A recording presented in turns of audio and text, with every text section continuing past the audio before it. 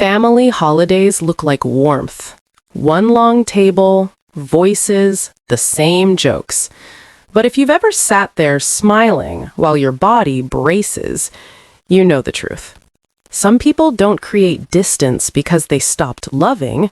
They create distance to stop bleeding. Sometimes space isn't rejection, it's protection. Here's the part nobody says out loud. Family gatherings don't drain you because you're too sensitive. They drain you because you're asked to become a role again. The peacekeeper, the rescuer, the translator, the one who absorbs tension so everyone else can pretend it's fine. You can feel it in your shoulders, your jaw, your breath. In many families, there's an unwritten rule: all or nothing. If you're in completely. Every expectation, every emotional debt, every old argument disguised as a joke. You don't just come for dinner. You report back into a system, and your presence is used to keep it stable. And when you step back, even gently, it gets labeled as coldness. He's changed. She's distant. No respect. But what if the real problem isn't distance? What if the real problem is that you learned love is something you earn through endurance? Listening longer than you can, giving more than you have, explaining yourself endlessly, staying polite while being provoked. That isn't intimacy. That's survival with good manners. Let's name the system behind this. Many people recognize a pattern often called codependency.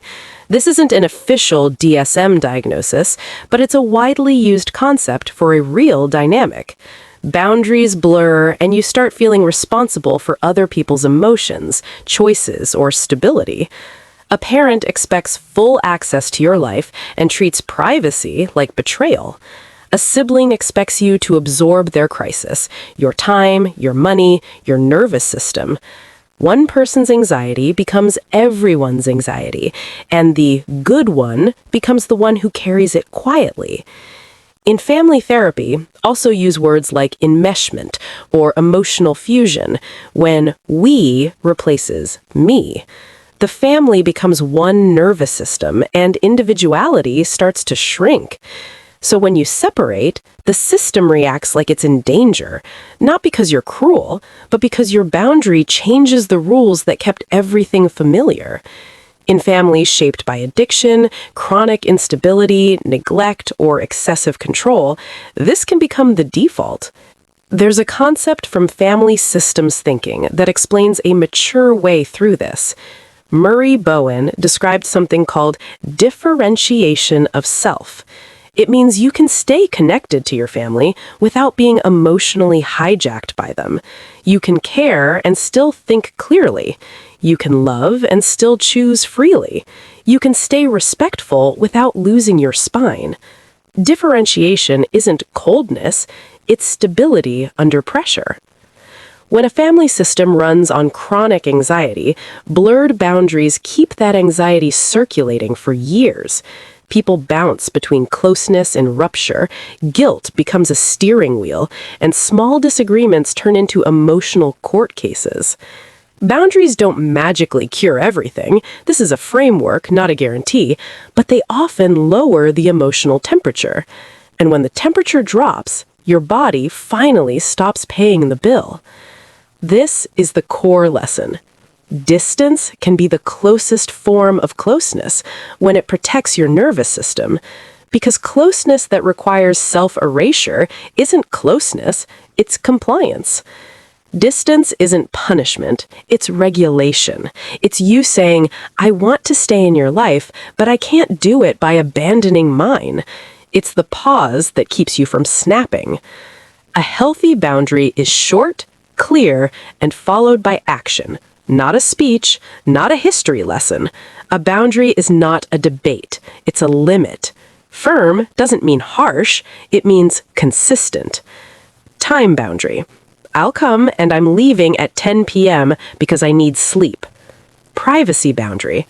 I don't discuss my salary, my relationships, or my personal plans. Communication boundary. If this turns into shouting or insults, I'm stepping out. Help boundary. I can help with the move, but I won't lend money. Emotional boundary. I understand you're upset. I'm not available for blame, mocking, or guilt. Notice what's happening. You're not attacking anyone. You're creating conditions where you can stay present without resentment. And yes, when you start setting limits, expect resistance, guilt tripping, dramatic reactions, accusations of being ungrateful, or the opposite, sudden extra sweetness to pull you back into the old role. That's not proof you're wrong. That's proof the system noticed you changed. Here's the clarifying test. Do they feel close to you when you're yourself, or only when you shrink? If closeness requires you to merge, it isn't closeness, it's pressure. Repeat this quietly because you'll need it. I can love you without merging with you. I can respect you without surrendering myself. I can be close without being consumed. Some relatives will understand. He's taking care of himself so he can show up more consistently. Others will translate it through fear. She's pulling away so she doesn't love us. Their interpretation is not your assignment. You are not obligated to convince everyone. Love does not require you to argue for your right to breathe. Distance used well is emotional hygiene. It's how you stop arriving already tense and stop leaving with a heavy heart. The goal isn't to disappear. The goal is to show up by choice, not by pressure, so your presence becomes real again. Boundaries are not a wall. They're a filter. They let in what doesn't harm you, and they block what drains you. When you create healthy distance, you're not becoming cold, you're becoming clear, and clarity makes connection sustainable. You don't have to attend every storm to prove you belong. Sometimes the most loving move is to step back, breathe, and return steady. You can be kind and still be firm. If it's hard to start, that's normal. Learn it gradually, sometimes with support. Every no builds peace. Think of a fire.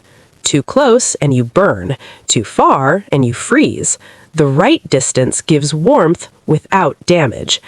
Glass around a candle doesn't kill the flame, it protects it. That's what boundaries do in families. They don't end love, they make love livable, steady, and safe.